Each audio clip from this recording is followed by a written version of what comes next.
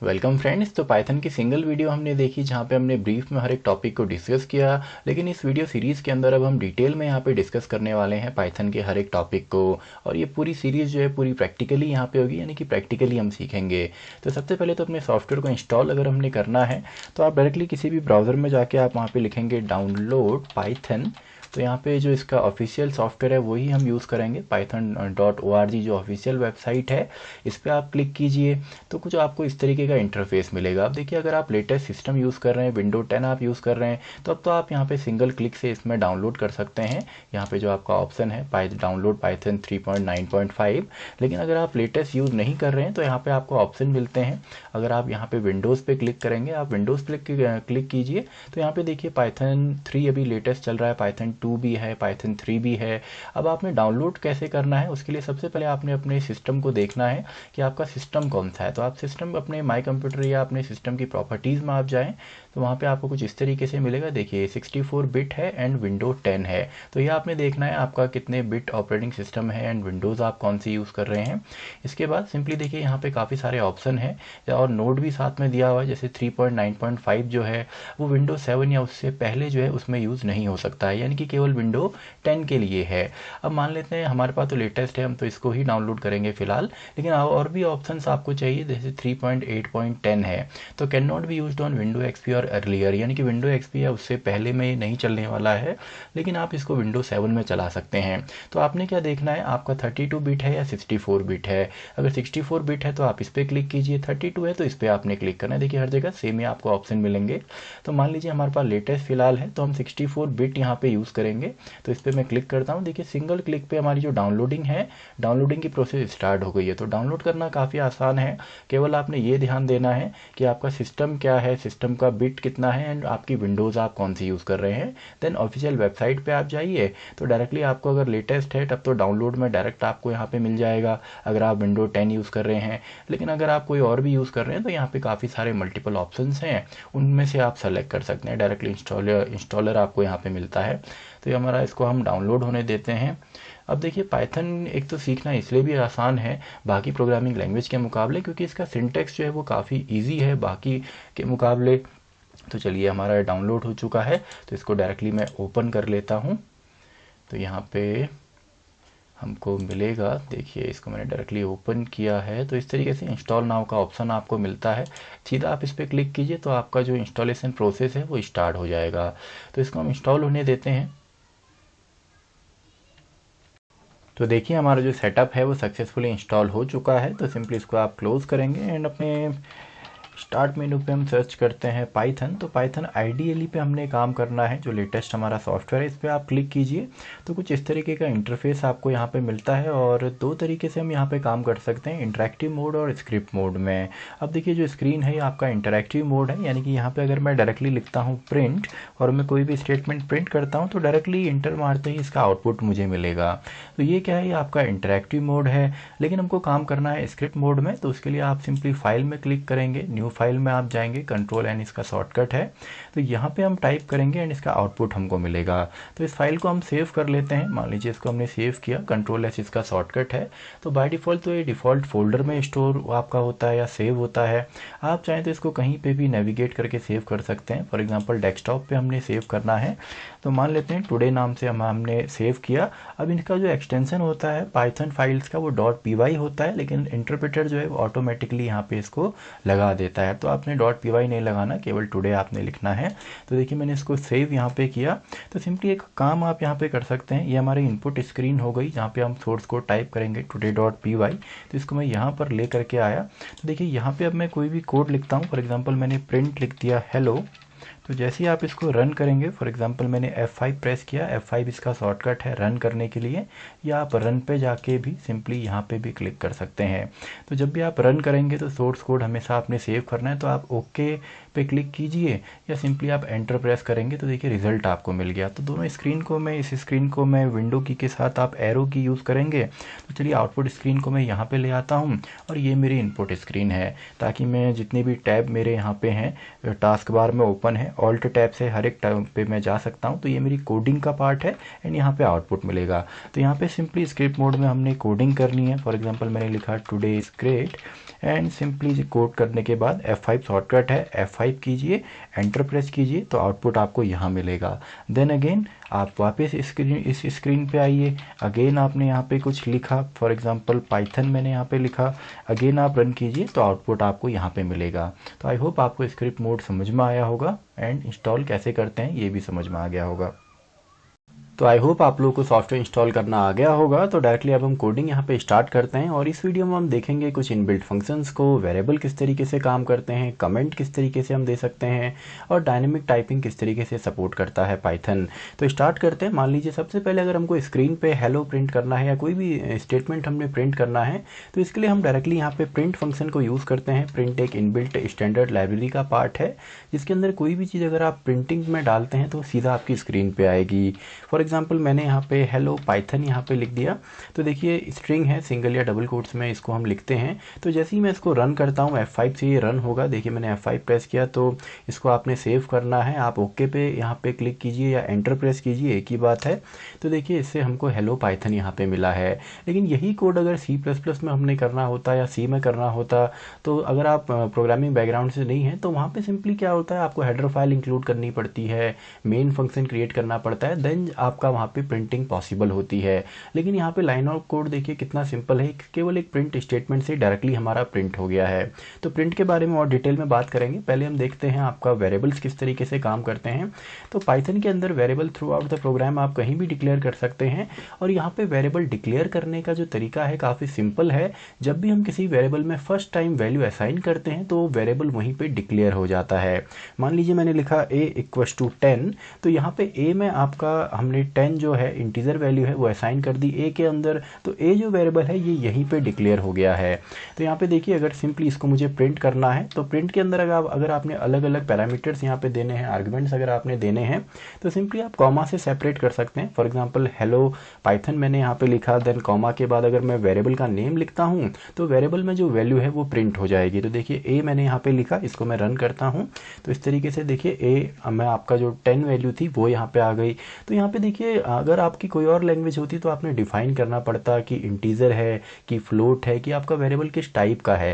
लेकिन यहाँ पे टाइप जो है पाइथन ऑटोमेटिकली खुद ही सेट कर देता है, खुद ही आइडेंटिफाई करता है।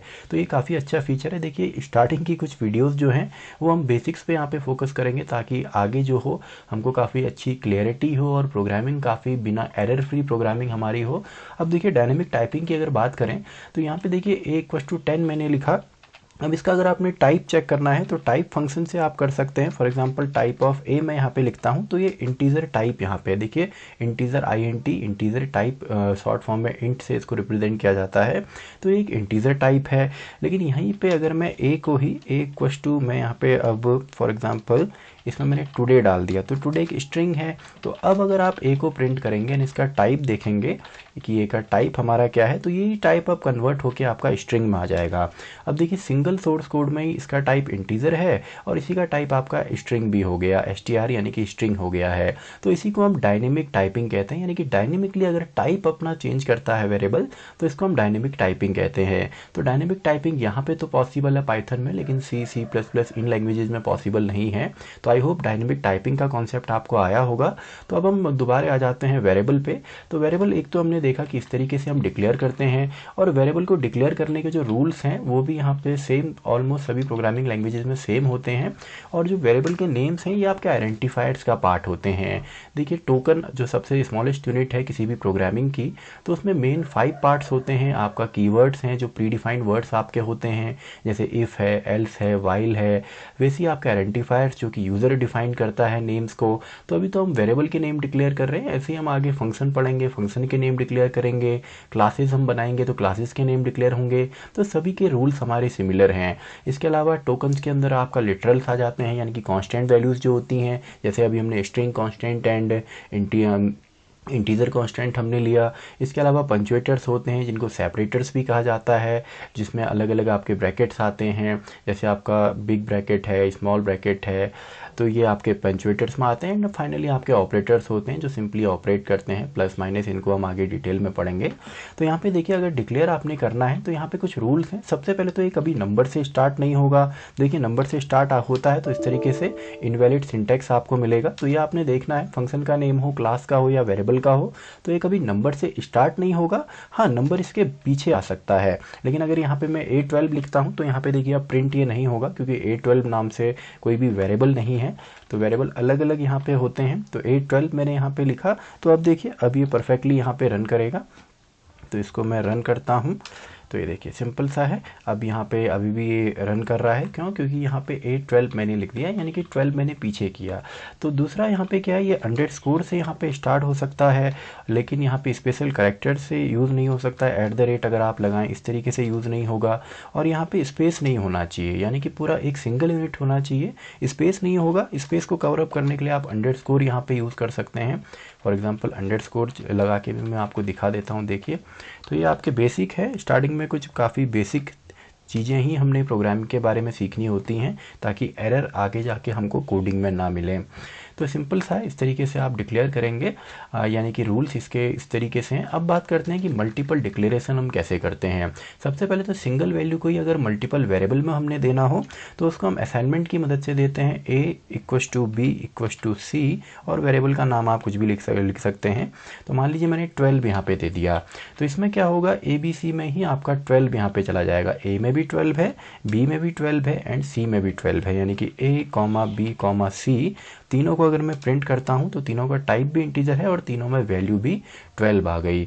और जो आपके यहाँ पे वेरिएबल्स होते हैं या कोई भी आइडेंटिफायर हैं, नेम्स हैं, वो आपके केस सेंसिटिव भी होते हैं, यानी कि अपर केस अलग है, लोअर केस अलग है। मान लीजिए अगर मैं यहाँ पे इसकी जगह अपर केस ए कर देता हूँ तो यहाँ पे फिर से हमको एरर मिलेगी। देखिए, name A is not defined, यानी कि उसको डिफाइन नहीं किया गया, यानी कि उसमें कोई वैल्यू नहीं डाली गई है।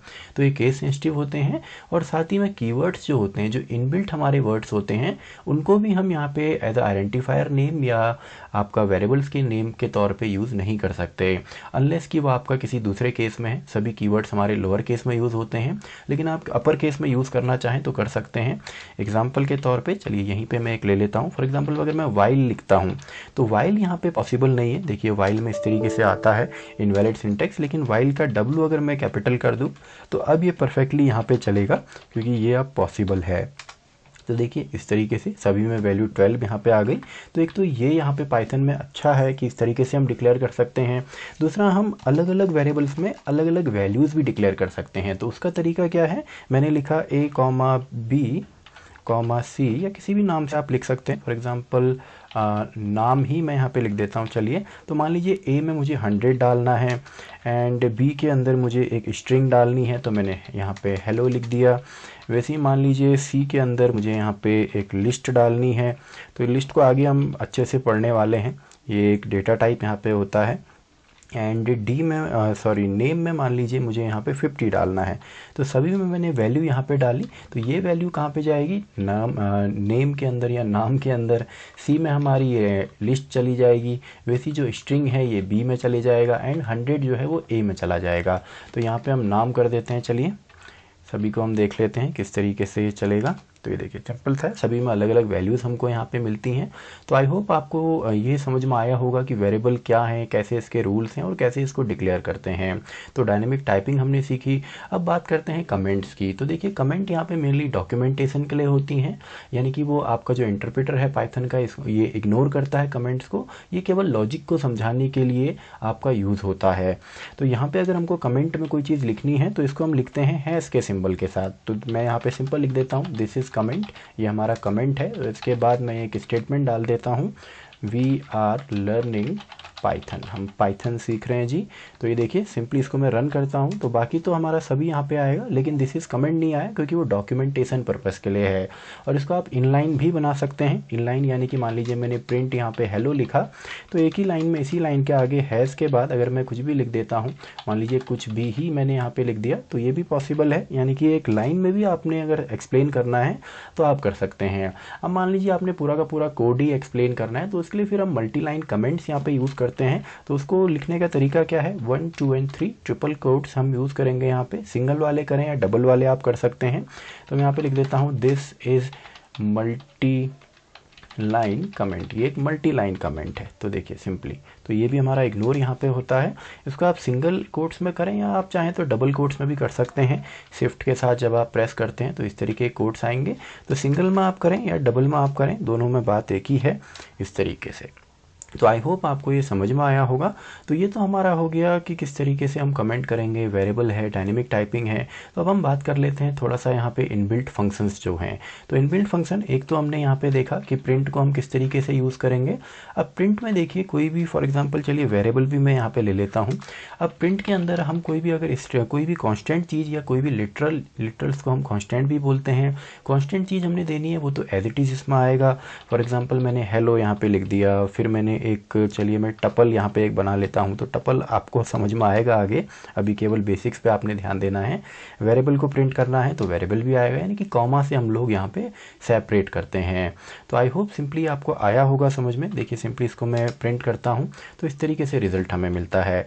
और प्रिंट जो होता है वो बाय डिफ़ॉल्ट कोई लाइन का स्पेस भी हमें नहीं देता। यानी कि अगर मैं प्रिंट यहाँ पे करता हूँ, फॉर एग्जाम्पल टुडे मैं यहाँ पे केवल लिखता हूँ, देखिए मैंने इसको रन किया तो इस तरीके से टुडे नेक्स्ट लाइन पे यहाँ पे मिलेगा।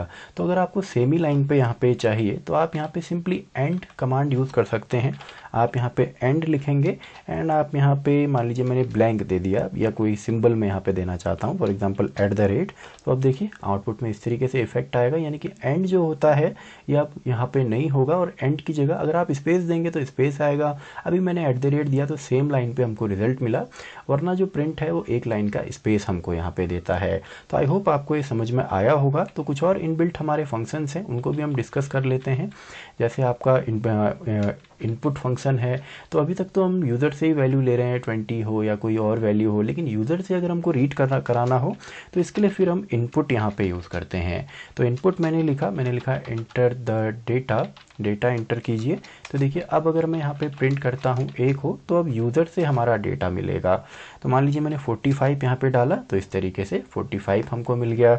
यूज़र से जो डेटा आप यहाँ पे लेना चाहें, और इसका टाइप अगर आपको देखना है, मान लीजिए अगर आप टाइप भी इसका देखना चाहें तो टाइप भी आप देख सकते हैं। मैंने 89 डाला। हाँ देखिए बाय डिफ़ॉल्ट जो है वो इनपुट जो है ये बाय डिफ़ॉल्ट आपका स्ट्रिंग टाइप में डेटा को रीड करता है। यानी कि कोई भी डेटा आप रीड कीजिए, भले हमने 89 यहाँ पे ऐसा इंटीजर डाला, लेकिन ये इसको लेता है एज अ स्ट्रिंग टाइप। तो इसको भी अगर आपने कन्वर्ट करना है तो इसके लिए फिर इनबिल्ट फंक्शंस हैं। जैसे आपका इंटीजर है तो इनपुट से हमने रीड कराया, उसके बाद हमने इंटीजर में कन्वर्ट कर लिया। तो देखिए पूरे इनपुट को हमने इंट में यहाँ पे डाल दिया। तो अब अगर हम 89 डालते हैं या कोई भी वैल्यू आप डालते हैं तो अब देखिए ये इंटीजर में कन्वर्ट हो गया। ऐसे ही आप चाहें तो फ्लोट में कन्वर्ट कर सकते हैं। तो फ्लोट में हम कन्वर्ट कर देते हैं। तो ये देखिए फ्लोट में अगर मैं कन्वर्ट करता हूँ, मैंने एक वैल्यू डाली तो फ्लोटिंग पॉइंट है तो 0.0 इसने खुद ही इसमें एडअप कर दिया, लेकिन ये एक फ्लोटिंग पॉइंट नंबर है। तो इस तरीके से str होता है, लिस्ट है, टपल है, उसको हम आगे आने वाले वीडियोस में डिटेल में पढ़ने वाले हैं। तो आई होप प्रिंट आपको आया होगा। इनपुट है, इंट है एंड टाइप भी हमने डिस्कस किया। तो टाइप में भी आपका सेम तरीके से यूज़ होता है कि टाइप इसका क्या है। तो ये हमारे कुछ इनबिल्ट फंक्शंस हैं। तो आई होप आपको ये वीडियो समझ में आया होगा। तो इसी के साथ ये वीडियो भी हमारा कंप्लीट होता है। तो मैं मिलता हूँ आपसे नेक्स्ट वीडियो में, जहाँ पे हम डेटा टाइप्स को डिस्कस करेंगे।